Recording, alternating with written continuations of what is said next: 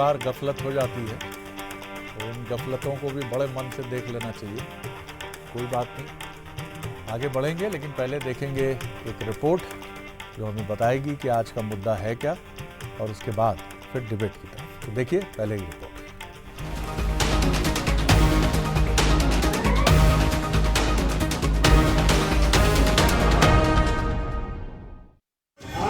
मैं हाथ जोड़ता हूँ, आपका निवेदन करता हूँ और मैंने शुरू इस तारीख में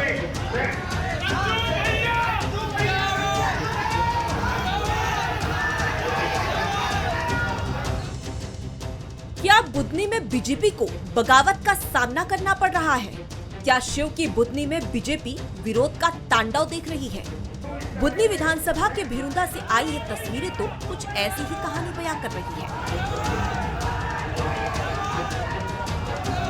बीजेपी की बैठक में कार्यकर्ताओं ने बुधनी से बीजेपी उम्मीदवार रमाकांत भार्गव का विरोध किया। इतना ही नहीं, नाराज कार्यकर्ताओं ने परिणाम भुगतने की धमकी देते हुए राजेंद्र सिंह राजपूत को टिकट देने की मांग की। नेताओं के कई बार समझाने के बाद भी कार्यकर्ताओं का गुस्सा नहीं थमा। हालात ऐसे बने कि पूर्व मंत्री रामपाल सिंह को बैठक छोड़कर जाना पड़ा।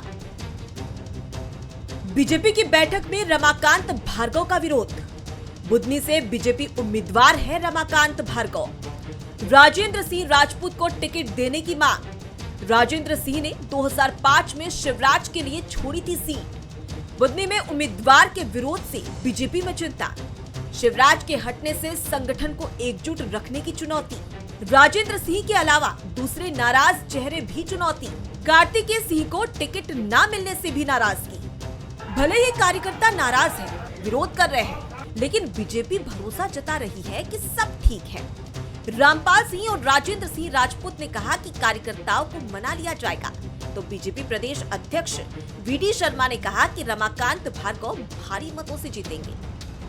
यहाँ इस क्षेत्र में हम लोगों ने बरसों संघर्ष किया माननीय शिवराज जी के नेतृत्व में, और सांसद रहने का भी मुझे क्षेत्र से सौभाग्य रहा। सड़कों से लेकर पेयजल और अच्छे विकास के काम हमने किए हैं, और क्षेत्र के कार्यकर्ताओं से मिलने में आया हूँ और उनकी बात समझने भी मैं आया। कार्यकर्ताओं को संतुष्ट करने की थी, मानो कितने हाथ जोड़े, उसके बाद भी हमारे पक्ष में कुछ न कुछ बात सामने आएगी। इसलिए मैं हाथ जोड़ता हूँ कि अब ज़्यादा कुछ ना बोले, अपने अपने लग जाएं और ऐसे काम न करें जो अपन अपने पैर पे कुल्हाड़ी मारे। अरे कोई नाराजगी नहीं है। बुधनी हम लगातार सालों से भारतीय जनता पार्टी माननीय शिवराज सिंह चौहान वहाँ से जीतते आए हैं, और हमारे जो भार्गव जी हैं, जो पूर्व सांसद हैं, वरिष्ठ नेता हैं, और भारतीय जनता पार्टी में कभी ऐसी चीज़ें नहीं रही। भारतीय जनता पार्टी बुधनी के अंदर बहुत प्रचंड बहुमत से जीतेगी। बीजेपी क्राइसिस मैनेजमेंट की मास्टर मानी जाती है, तभी तो उसको अपने पर भरोसा है। लेकिन बीजेपी कार्यकर्ताओं की नाराजगी को कांग्रेस मौके की तरह देख रही है। उत्साहित कांग्रेस जीत का दावा भी कर रही है। जो हमेशा एक अनुशासित पार्टी है, उसका अनुशासन भी सामने आ रहा है कि कल राजेंद्र सिंह जी, जो कि पूर्व वहां से विधायक थे और जिन्होंने शिवराज सिंह जी को गद्दी सौंपी थी, 2003 में चुनाव जीते थे, और जब मुख्यमंत्री बने तो सीट उन्होंने शिवराज सिंह चौहान साहब के लिए छोड़ी थी। आज उनको नजरअंदाज कर दिया गया। लोग नाराज हैं। नाराजगी सिर्फ भारतीय जनता पार्टी के कार्यकर्ताओं में नहीं, आम जनता में भी है, और इसीलिए हम कह रहे हैं कि चुनाव में निश्चित रूप से कांग्रेस पार्टी जीतेगी। बीजेपी का गढ़ और शिवराज का किला बुधनी एक बार फिर उपचुनाव का गवाह बन रहा है। बीजेपी को बड़ी जीत का भरोसा है, तो कांग्रेस भी विनिंग फैक्टर्स पर फोकस कर रही है।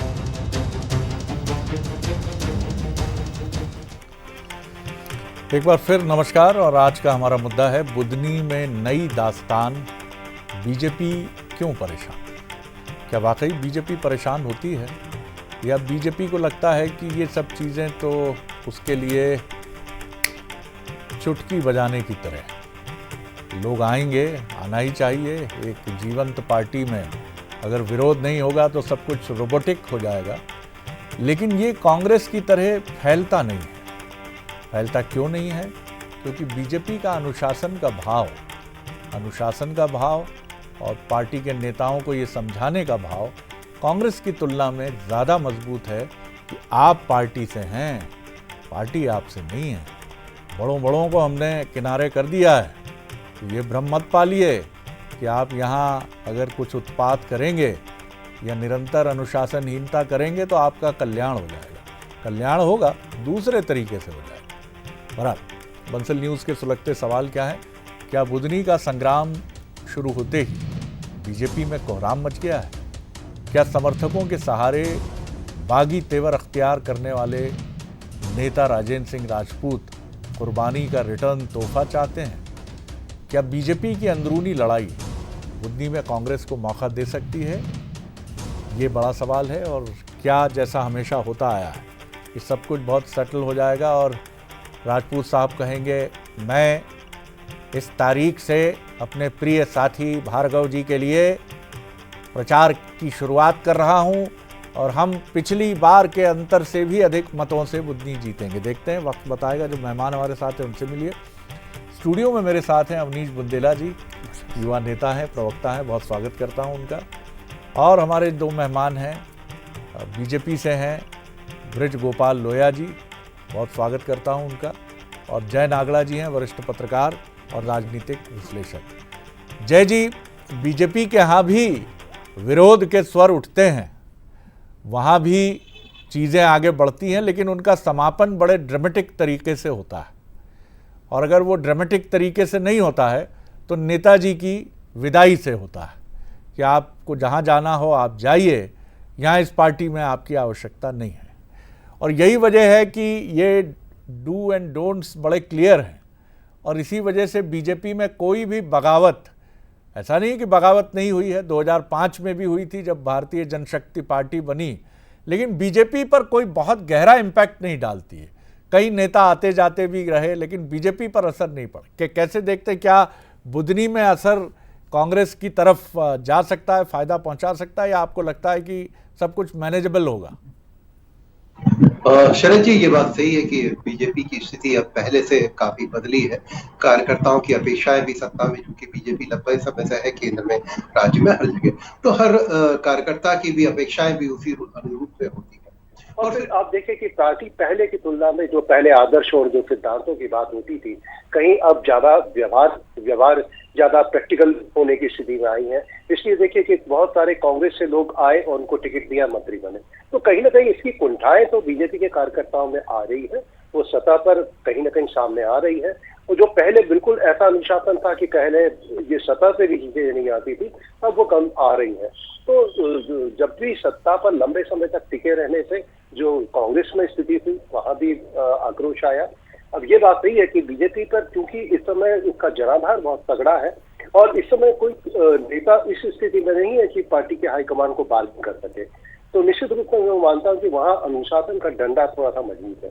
लेकिन जो पहले आदर्श थे, जैसे कुशाभाऊ ठाकरे जैसे, वैसे आदर्श अब पार्टी के सामने नहीं है, जो आदर्श और सिद्धांतों की दुहाई दे करके। ये बात सही है कि डर का माहौल बना करके जरूर कार्यकर्ताओं को या महत्वाकांक्षाएं जिनकी हैं उनको दरकिनार किया जा सकता है। जी जय जी, ठीक है, लेकिन अब वो दीवार का वो चर्चित डायलॉग भी नहीं है और दोनों पक्षों की तरफ से नहीं है कि उफ तुम्हारे उसूल, तुम्हारे आदर्श। और अब किसी पार्टी के पास ये डायलॉग भी नहीं है कि मेरे पास माँ है। अब सब तरफ सन्नाटा है और इसी सन्नाटे में राजनीतिक दल आगे बढ़ रहे हैं और सबका ध्येय एक ही है, सत्ता को हासिल करना किसी भी तरह से। और इसमें निश्चित तौर पर बीजेपी का प्रबंधन, बीजेपी की आक्रामक शैली सबसे आगे बीजेपी को खड़ा करती है। और राजनीति में वैसे भी उसूल और आदर्शों के लिए कितनी जगह है, ये एक अलग विचारणीय और डिबेटेबल सब्जेक्ट है। बहरहाल अवनीश बुंदेला जी, मैं आपकी तरफ आ रहा हूँ। बुधनी वैसे भी आपके लिए कोई बहुत मजबूत जगह नहीं रही है, आप विजयपुर पर आपका स्टैक ज़्यादा आप मजबूत पा रहे हैं। कैसे देखते हैं फिर भी बुधनी में बीजेपी में ये जो थोड़ा बहुत, मैं कहूँगा, अभी ऐसा नहीं कहूँगा कि बहुत भयानक एक तांडव मचा, लेकिन कैसे देखते हैं आप? सर, ये बात स्वीकार करने में कोई बुराई नहीं है कि बुधनी एक ऐसी विधानसभा है जहाँ से शिवराज सिंह चौहान जैसा बड़ा चेहरा, भले ही हम विपक्षी दल की हम मानते हैं, जो व्यक्ति 18 साल मुख्यमंत्री रहा वो सामान्य व्यक्ति नहीं हो सकता है। वो एक बड़ा चेहरा राजनीति का, ये देश की राजनीति का बड़ा चेहरा है। अगर शिवराज जी वहाँ से मुख्यमंत्री रहे तो निश्चित तौर पर बुधनी हमारे लिए सरल नहीं हो सकता है। लेकिन अभी जो स्थिति देखने में मिल रही शरद जी, हमको ऐसा लगता है कि बुधनी में कहते ना किसी भी गाड़ी की उम्र जो होती शरद जी 15 साल होती, 15 साल के बाद नया रजिस्ट्रेशन मांगती है। तो अब बुधनी में मैं कहूँ पूरी भाजपा में, मध्य प्रदेश की पूरी भाजपा में सिर्फ बुधनी की बात नहीं है। आप देखें सागर में अलग 3 विधायक, चाहे वो गोपाल भार्गव जी हों, भूपेंद्र सिंह जी हों, चाहे लाहरिया जी हो, सभी के अपने अपने विषय हैं। आप उधर जाएं तो अजय विष्णु जी का अलग अलग विषय। तो मतलब भारतीय जनता पार्टी की अब स्थिति वो आ चुकी है कि 15 साल बाद बुशिंग मुशिंग सब गड़बड़ है गाड़ी की। टायर वायर तो पहले ही नहीं बदलवाए थे, इंजन भी चोक हो चुका है। मतलब बुधनी ने वो कहीं ना कहीं साबित कर दिया कि बुधनी में शिवराज जी जैसे बड़े राजनेता का, उनके प्रत्याशियों, उनकी पसंद का विरोध हो रहा है। तो ये बताता कि हाँ, अब वो गाड़ी कह रही साहब हम चल नहीं पाएंगे, अब तो टायर आपने बदलवाए नहीं है और भैया इंजन भी चौक हो, तो कब तक हम ढक्का से चलें, डीजल पेट्रोल डलवा से थोड़ी कुछ होता है। तो अब भारतीय जनता पार्टी की मध्य प्रदेश में मैं कहूँगा ये एक संकेत है कि हाँ शरद जी, ये सिर्फ बात बुधनी की नहीं है, ये भारतीय जनता पार्टी के अंतर्द्वंद्व की एक कथा है, एक उसकी शुरुआत है जिस पे आपने गौर नहीं किया हम लोगों ने। लेकिन अब वो कथा सतह पर आ चुकी है कि साहब वो लोग कह रहे हैं कि शिवराज जी को किसी तरह हमने रुखसत कर दिया था, विदा कर दिया था, ये दोबारा क्यों? भारतीय जनता पार्टी हम समझते हैं अनुशासन है, लेकिन अगर अनुशासित पार्टी में अगर ऐसे विरोध के स्वर, वो भी उस व्यक्ति के खिलाफ जिसने 18 साल मुख्यमंत्री के तौर पर बुधनी को चलाया हो, पूरे प्रदेश को चलाया हो, अगर शरद जी ये विरोध इतना आसान नहीं है। ये विरोध, इसके मायने कहते हैं ना, बात बहुत दूर तक जानी है। लेकिन हाँ, इस सब के बीच हम ये मानते हैं शरद जी कि हमारे लिए, कांग्रेस के लिए इस बार कहते हैं ना, रास्ता ऐसा लग रहा है कि थोड़ा आसान है। और कांग्रेस पार्टी आप देखेंगे बुधनी फतेह करने जा रही है, बुधनी का इतिहास बदलने जा रहा है। लोया साहब, बड़ी बड़ी दावे भी हो गए, बातें भी हो गई। गाड़ी, बीजेपी की गाड़ी जो है उसमें बुशिंग की ज़रूरत है, इंजन भी ठीक से आगे नहीं बढ़ पा रहा है। 15-18 सालों में कई चुनौतियां आ गई हैं, क्या जवाब है आपका? नहीं, देखिए शरद जी, ये स्थितियां कई बार आती, ये मैं इसको स्वीकार करता हूं कि ये कोई ऐसा नहीं है कि नहीं आती है। 1985 के विधानसभा चुनाव से लगातार मैं चुनाव देखते आ रहा हूं और राजनीतिक दलों में कार्यकर्ता अपनी भावना को कई बार आक्रामक तरीके से व्यक्त करते हैं, परंतु जिन कार्यकर्ताओं ने की है वो कार्यकर्ताओं की बैठक में की है, एक बात। दूसरी बात कि जो भारतीय जनता पार्टी का कार्यकर्ता होता है वो अपनी भावनाएं तो व्यक्त करता है, आवेश में नाराज होता है, मगर उस पार्टी की विशेषता ये है कि हम उन कार्यकर्ताओं की पूरी बात सुनते हैं, उनके समाधान के प्रयत्न करते हैं और ये भी प्रयत्न करते हैं कि नहीं, हमें उन्हें जोड़कर रखना है, आज नहीं तो कल वो संतुष्ट भाव से हमारे साथ काम करेंगे। और ये बिल्कुल सच है। और उसके पीछे का एक कारण है जिसको आप लोग कहते हैं अनुशासन का डंडा, वो वास्तव में डंडा नहीं है, वो अनुशासन का वो पाठ है जो लगातार वो वर्गों में सीखता है, बैठकों में सीखता है। और तीसरी जो सबसे महत्वपूर्ण बात है कि वो एक विचारधारा के प्रति जो उसकी प्रतिबद्धता है, वो प्रतिबद्धता उसे कभी भी पार्टी के खिलाफ नहीं जाने देती। एक बात और कहता हूं कि अवनीश जी का यदि ये विचार है तो विचार रखने में कोई बुराई नहीं है, मगर इतिहास इस बात का गवाह है कि भारतीय जनता पार्टी के कार्यकर्ता ने अपनी नाराजगी में भी कांग्रेस को कभी लाभ नहीं पहुंचाया। वो ऐसा कोई काम नहीं करता है जिससे भारतीय जनता पार्टी का नुकसान हो। और जो अंतिम बात है बुधनी के बारे में, वो ये सत्य है कि बुधनी भारतीय जनता पार्टी का एक ऐसा गढ़ बना 2003 से आज तक निरंतर, जिसमें हम हर बार ज्यादा मतों से जीतते रहे। कि रमाकांत भार्गव जी भी वहां 2019 में लोकसभा चुनाव जब लड़े थे तो बुधनी विधानसभा से उनकी लीड 80,000 से अधिक थी, और अभी जब शिवराज जी लड़े तो 1.5 लाख से अधिक थी, और 1,05,000 से शिवराज जी विधानसभा के समय जीते थे। और एक बात और कहूंगा, कांग्रेस पार्टी के पास वहां स्थानीय नेतृत्व का भी टोटा है, समाप्त हो गया है। आपको याद होगा 2018 में वहां अरुण यादव जी को भेजा गया था, उसके बाद 2023 में संजय मस्ताई जी को लाए थे। ये सारी बातें हैं, रिकॉर्ड पर हैं, बिल्कुल आपने ठीक कहा, लेकिन आपकी कुछ बातों में दम है। अवनीश जी, आप जल्दी से 10 सेकंड में बोल लीजिए। मुझे ऐसा लगता है बुधनी में राजकुमार पटेल जी का लगता है सर वनवास खत्म होने जा रहा है शरद जी, और लगता है कांग्रेस का झंडा परचम लहराने जा रहा है। ये कुछ भी कहें, राजकुमार पटेल जी स्थानीय प्रत्याशी, बल्कि रमाकांत भार्गव जी बाहरी प्रत्याशी हैं। गलत बोल गए ये, रमाकांत भार्गव जी सब जानते हैं कि विदिशा जिले से आते हैं, बुधनी से नहीं है, वो स्थानीय प्रत्याशी। बोल लीजिए लोया जी, जवाब दे लीजिए। वो शाहगंज से आते हैं, आप करेक्ट कर लो, शाहगंज से। ठीक है, लेकिन बुधनी के शाहगंज से मैं नहीं कह रहा हूँ। पहले आपको ये बता दूं कि राजकुमार जी बाहरी नहीं है, मगर 2023 का चुनाव उन्होंने भोजपुर विधानसभा से लड़ा था, अभी 1 वर्ष भी नहीं हुआ। जी चलिए, जय जी, एक जो बात है बीजेपी की कि बीजेपी का कार्यकर्ता, एक तो ये अभिमत बिल्कुल होना चाहिए बीजेपी के लिए, इसलिए ज़रूरी है कि बीजेपी में अनुशासन गहरा है, लेकिन कार्यकर्ता को अपनी बात कहनी चाहिए। अगर बुधनी में ये प्रसंग नहीं उठता तो फिर यही बात उठती कि अंदर अंदर तूफान मचलता रहता। तो बात तो सामने आनी चाहिए। कार्यकर्ता कोई रोबोट नहीं है, चाहे वो बीजेपी का हो या कांग्रेस का हो, कि एक निर्देश आ गया और वो रोबोटिक चैट जीपीटी की तरह जो जानकारी आपने मांगी उसने फटाफट आपको दे दी। तो पहली चीज़ तो ये। दूसरी चीज़ ये है कि कांग्रेस बीजेपी में कहीं कुछ अंतर तो है।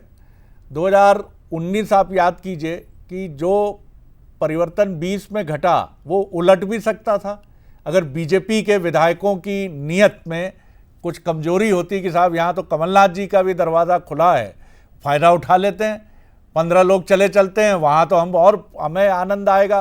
तो ये भी तमाम बातें। लेकिन ये चीज़ें आपने ये भी देखा, दिग्विजय सिंह जी का भी 10 साल का था, तब भी दल बदल हमने नहीं देखा कि बीजेपी में हैवी टूट फूट हो गई और लोग चले गए।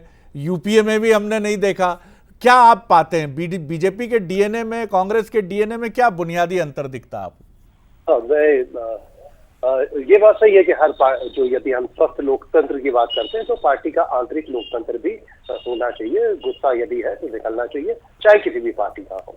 मैं लोया जी की इस बात से सहमत हूँ कि बीजेपी का कार्यकर्ता अमूमन विरोध भी दिखाता है, गुस्सा भी होता है, सब चीजें होती है। हमने इसके पहले लोकसभा या विधानसभा चुनाव में भी देखा, जिनके टिकट कटे, जो 4 बार के विधायक रहे उनके टिकट कटे, गुस्सा तात्कालिक तौर पे आया, लेकिन उसको पार्टी ने आखिर में मैनेज कर दिया। कहीं ना कहीं ये बात सही है कि पार्टी का कार्यकर्ता कितना भी हो उस विचारधारा से अलग नहीं जाता। कांग्रेस में जरूर ये चीजें अभी रिसेंटली देखने को मिली है कि आप लंबे समय तक एक विचारधारा से जुड़ने के बाद में भी इधर उधर हुए हैं, तो कहीं ना कहीं ये फर्क तो है। और ये कमी एक कांग्रेस की है जो कैडर बेस्ड पार्टी बनाने की बात राजीव गांधी जी किया करते थे। मुझे लगता है वो कमी आज तक बनी हुई है और इसीलिए कांग्रेस इतने समय सत्ता में रहने के बाद भी और वो कैडर नहीं बना पाई जो आज कांग्रेस के लिए आज वही एक बड़ी तकलीफ है। और बीजेपी के साथ यही बड़ा प्लस पॉइंट है, यदि तंग है पीछे तो वो एक विचारधारा के तौर पे वो ज्यादा स्ट्रांग है। ये बात से मैं सहमत हूँ। जी बात सही है। और लेकिन कई बार ये भी बड़ा दिलचस्प लगता है कि आखिर इसका कारण क्या है। क्या बीजेपी की ये अपील कहीं उनके कार्यकर्ताओं के मन में है कि नेशन फर्स्ट, पहले देश है सब सामने, उसके बाद पार्टी है और तीसरी बात आती है कि कोई और चीज़ है। तो देश का ये जो देश की अपील है, क्या ये अपील देशभक्ति की ये भारी पड़ती है कि व्यक्ति आगे बढ़ना तो चाहता है, उसके लोभ और लालच के उफान भी आते हैं, लेकिन वो कन्वर्ट होने के पहले चेतना के आगे घुटने टेक देते हैं। बहरहाल ये दार्शनिक व्याख्या हो गई, कभी इस पर भी बात करेंगे। बुंदेला साहब, यही बड़ा सवाल है कि यहाँ आप भी पाते होंगे कि क्यों कांग्रेस का वैचारिक आधार आज़ादी से जुड़ी पार्टी यहाँ आकर क्यों फिसल जाती है, क्यों प्रलोभन के आगे उसके लोग झुक जाते हैं। प्रलोभन, भाई चरित्र की परीक्षा तो प्रलोभन आने पर ही होती है। मुंशी प्रेमचंद भी यही कहते हैं, नहीं तो जब तक परीक्षा नहीं है, प्रलोभन नहीं है, तब तक सब साधु हैं। जी, आपका बहुत वाजिब सवाल है और आज मैं इसका जवाब इसलिए देना चाहूँगा कि हो सकता है ये मैं थोड़ी सी एक अलग बात कर रहा हूँ, एक कांग्रेसी होने के नाते मुझे नहीं करना चाहिए, लेकिन फिर भी मैं कहूँगा कांग्रेस का जो नेता होता है शरद जी, वो बहुत संघर्ष करके ऊपर आता है। हम विपक्षी दल से तो लड़ते ही शरद जी, हमारा जो कैडर नहीं, हमारा लीडरशिप स्ट्रॉन्ग है, हमारा नेता स्ट्रॉन्ग है, तभी भारतीय जनता पार्टी उसको जब लेकर जाती है अपने यहाँ तो उसको बड़े इज्जत से बड़े बड़े पदों पर सुशोभित करती। वहीं भारतीय जनता पार्टी का 20 साल पुराना विधायक, जो कि जैसे गोपाल भार्गव जी कहते हैं 15,000 दिन से मैं विधायक हूं, मैं मंत्री नहीं बना, और वहीं रामनिवास रावत में क्यों? क्योंकि रामनिवास रावत जो थे वो पार्टी में मजबूत थे, क्योंकि रामनिवास रावत ऐसे ही नहीं विधायक बन गए। अगर आप कहते हैं कि कांग्रेस में अगर वो रामनिवास रावत सिंधिया जी के समर्थक थे, सिंधिया जी के जाने के बाद भी वो चुनाव जीत कर, मतलब रामनिवास रावत मजबूत थे इसके कारण। लेकिन आप वही मैं बात बता रहा हूं आपको, तो कांग्रेस का नेता तो यहाँ कैडर की बात नहीं, मैं नागड़ा साहब की बात का कहीं ना कहीं उनको संबोधित करूंगा कि कैडर की बात नहीं सर, हमारे यहाँ का नेता मजबूत है। और हमारे यहाँ कई बार ये भी होता है कि हमें अपनी अंदरूनी बातों से भी निकल कर आना पड़ता है कांग्रेस के नेता को, जिसके कारण से कांग्रेस का नेता ये कहें कि तब के कुंदन बनता है।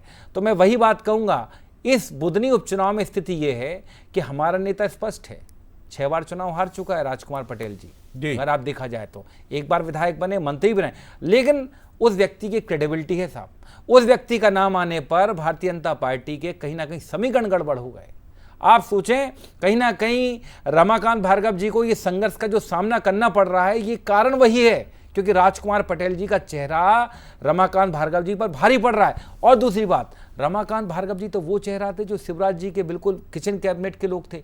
उसके बावजूद अगर वहां विरोध होता, बुधनी में विरोध हो रहा है, तो शरद जी मैं समझता हूं कि बहुत कठिन है डगर पनघट की भारतीय जनता पार्टी के लिए। ठीक है, आप जो भी कहें, और वैसे भी उपचुनाव में भाजपा का स्ट्राइक रेट 100% का नहीं है।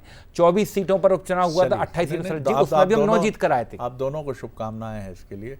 लोया साहब, कांग्रेस की अब एक और भूमिका है कि वो निरंतर नारद मुनि की तरह आपके सामने इसका गान करती रहती है कि क्या मिला ब्रज गोपाल लोया जी को, आ गए राम निवास रावत, आ गए तमाम वो बड़े नेता जो हमारी पार्टी में थे, आप तो ठन ठन गोपाल ही रहे, कुछ भी नहीं मिला, नारायण नारायण। जी देखिए शरद जी, मैं ऐसे बहुत हजारों कार्यकर्ताओं के साथ रहता हूं जिनके मन में कोई अभिलाषा नहीं है। ऐसे भी बहुत लोगों के साथ रहता हूं जो पार्षद भी नहीं बने हैं। विधानसभा और मंत्रिमंडल तो बहुत बड़ी चीज है, मगर मुझे लगता है इसके बाद वो बड़े संतोष के भाव में रहते हैं। और वो इसलिए संतोष के भाव में रहते हैं कि उन्होंने एक विचारधारा के साथ ज्वाइन की थी और वो उसके साथ हैं। मैं मगर एक बात जरूर कहूंगा कि जो बार बार ये कहा जा रहा है, जिसे बगावत कहा जा रहा है, वो बगावत शब्द ठीक नहीं है। हाँ, कुछ कार्यकर्ताओं ने अपनी भावनाओं को व्यक्त किया और जिन राजन सिंह जी की बात उन्होंने रखी है कार्यकर्ताओं ने, वो राजन सिंह जी भी परसों स्वयं बैठक में मौजूद थे, माननीय शिवराज जी क्या। दूसरी बात कि उसी भैरवंदा में आज पूरे भारतीय जनता पार्टी के कार्यकर्ताओं ने एकत्रित होकर और वहां रमाकांत जी का कार्यालय प्रारंभ कर दिया है। उन्हीं कार्यकर्ताओं ने आज गोपालपुर में एक बहुत बड़ी कार्यकर्ता बैठक आयोजित की है। तो मैंने जो आपसे कहा था कि भारतीय जनता पार्टी में जो नेतृत्व और कार्यकर्ता के बीच का संवाद है, वो जो कड़ी है हमारी संवाद की, वो छूटती नहीं है, क्योंकि हम उसके साथ संवाद करते हैं। कांग्रेस की समस्या ये आती है कि वो अपने कार्यकर्ताओं को कह देती है जिसको जाना है जाए, हम तो यही करेंगे। तो ये जो भारतीय जनता पार्टी का वैशिष्ट है वो मायने रखता है। लेकिन महत्वपूर्ण बात यही है कि बीजेपी का कार्यकर्ता कांग्रेस से आए नेता के पीछे भी वैसे ही चलता है जैसे वो बीजेपी के नेता को फॉलो करता है, चाहे वो छिंदवाड़ा हो, जहां अमरवाड़ा में कांग्रेस से आए विधायक चुनाव लड़ते हैं और जीतते हैं, या फिर प्रदेश के अनेक हिस्सों में, अनेक विधानसभाओं में 2020 से लेकर अब तक का मंजर ये बताता है कि बीजेपी ये नहीं देखती कि कौन आया है, बीजेपी अपनी पार्टी का झंडा देखती है और उसके लिए महत्वपूर्ण यही है। हाँ, मनोमालिन्य से कोई इनकार नहीं कर सकता और लोया जी को मैं अप्रिशिएट करूंगा कि उन्होंने बड़े मन से माना कि कार्यकर्ता क्षुब्ध भी होता है, अपनी बात भी रखता है और नाराज़गी नहीं रखेगा तो कहाँ जाएगा, चाहे वो कांग्रेस का कार्यकर्ता हो या बीजेपी का हो। लेकिन इसे बगावत कहना, मैं भी इत्तेफाक रखता हूँ कि ये बगावत नहीं, बगावत तब होती जब राजपूत जी ये कहते कि चाहे कोई भी आ जाए, मैं यहाँ से चुनाव लड़ूंगा और फॉर्म बी लेने की मेरी पूरी तैयारी। दिस इज़ बगावत। और ये जो है अपना प्रतिरोध, अपना विरोध एक लोकतांत्रिक तरीके से जताया गया है। लेकिन हाँ, इस विरोध को भी देखना पड़ेगा, क्योंकि हर विरोध में एक चिंगारी ऐसी ज़रूर होती है जिसको अगर ठीक से टैकल नहीं किया गया तो वो बगावत बनती है। और कांग्रेस ये बात बहुत अच्छे से जानती है, क्योंकि उसके हाथ से अभी अभी हरियाणा इसी एक चिंगारी की वजह से इतना बड़ा हो गया कि दावानल ऐसा भड़का कि उसमें जीत की संभावनाएं ही राख हो गई। बहुत धन्यवाद आप तीनों का, आपने बड़ी गरिमा से इस डिबेट को आगे बढ़ाया। और आगे देखिए छत्तीसगढ़ आज का मुद्दा, आकाश को टिकट, कांग्रेस में संकट। नमस्कार।